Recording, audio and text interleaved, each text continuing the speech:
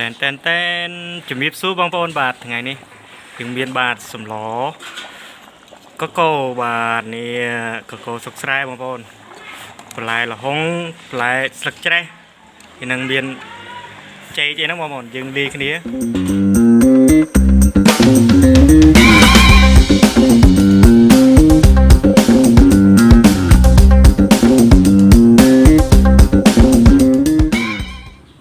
บาทสุริบสู้พวกไม้บางปอนบาทอะไรยังคือการตุสนาการหกตั้งแต่ขณะบาทสมล้อก็โกบางปอนบาทแล้วก็นักสุกไส้บางปอนแล้วยังมุ้ยตักสะอาดให้บางปอนยังหกสล้อก็ได้บางปอนเชียงกับบางปอนตั้งแต่นี้เต้บางปอนเต้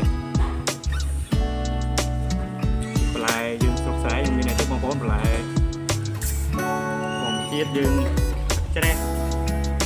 ดำมัดตั้งบางปอน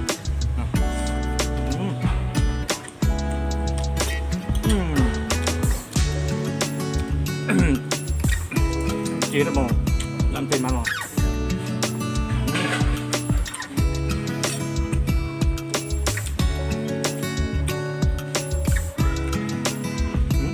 nóng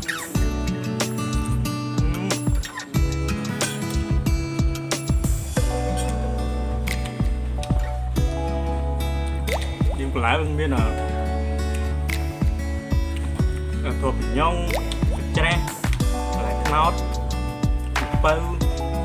chay được bơ còn được bơ chay trên lá chả đâu mà nó khổ ngay đâu mà còn kia chấm nhưng mà bơ lục ai mong muốn nhưng mà món được chơi cho là sai chú nhưng mà nó khổ gì đó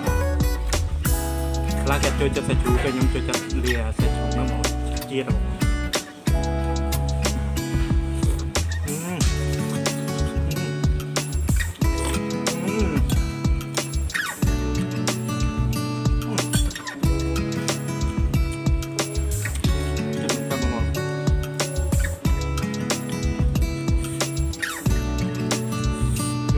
đúng không?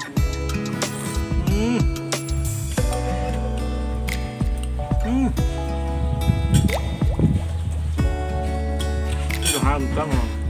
đậm trên mặt đấy.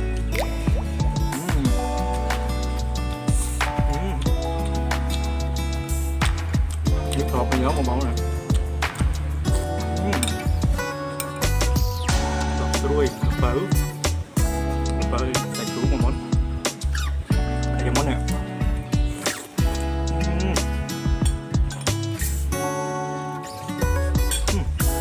ngon hơn mà không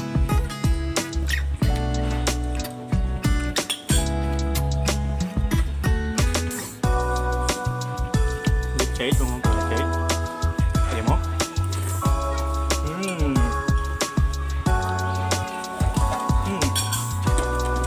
thịt lắm đó này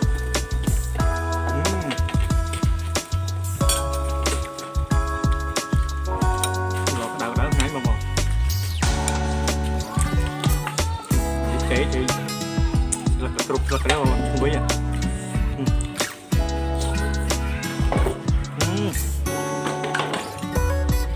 thịt hả bọn con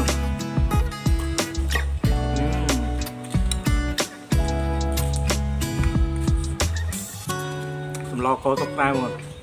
khuyên nhớ đây chẳng ai rồi ngay thịt hả bọn con này anh đi lại chế thì sẽ đẩy cua sẽ đẩy nó còn chờ nó chờ múc lại lại cho mốc đi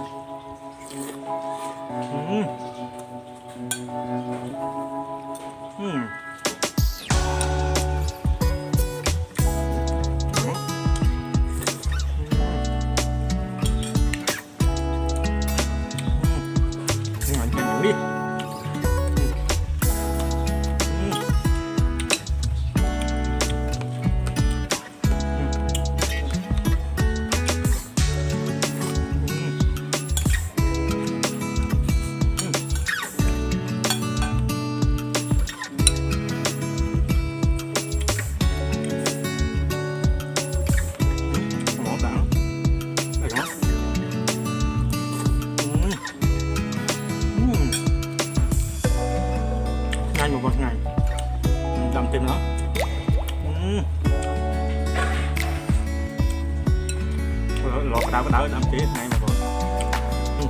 gặp phải cái là hôn mà không nhắm không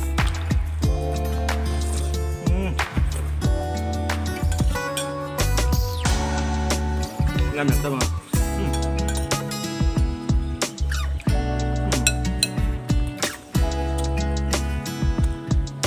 ngày mai mà con nguyên con lính cho mà con con lính dương lính ấy đã cả tập thuộc dương biết ngày mà con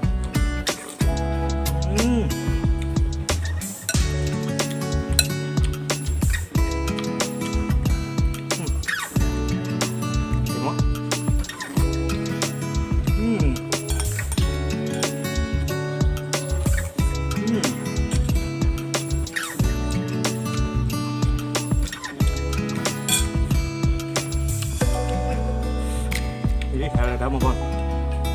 đậm thể hiện cái đầu là cái chia được ta một con này đậm mặt đấy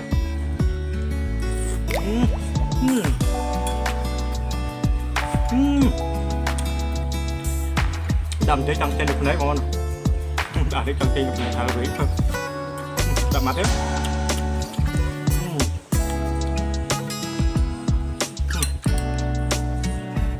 một món đóเป็นเป็นมอสmình lấy sập lại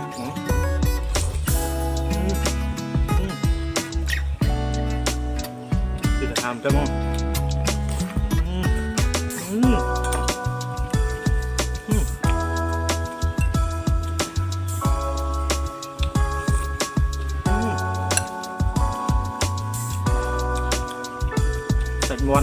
sạch ngon thì cố gắng đố đúng không lò khô đấy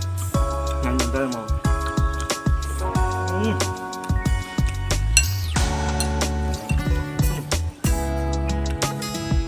phải không?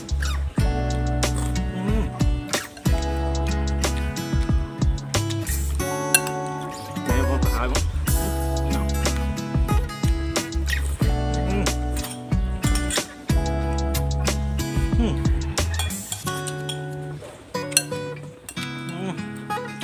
Ngày nhận cái món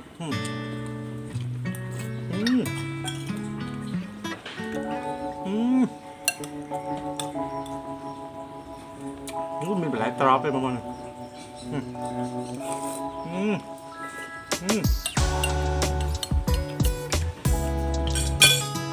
đi phải không làm tiền bảo thái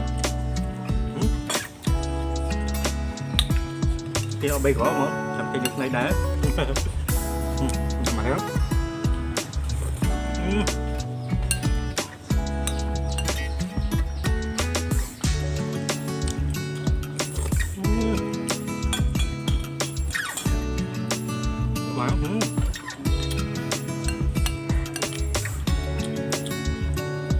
mặt đấy đúng không?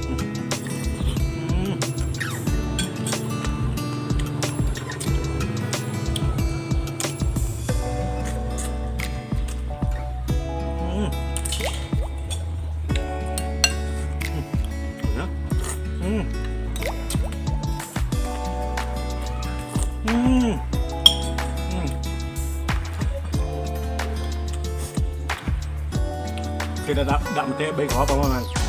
trong trên nhập này không à theo lò của cô chứ nhưng bỏ đậm thế vật ngay rồi là cái ra những cái rồi hay không này thì là off cái trà rồi linh hay không là chúng ta mắt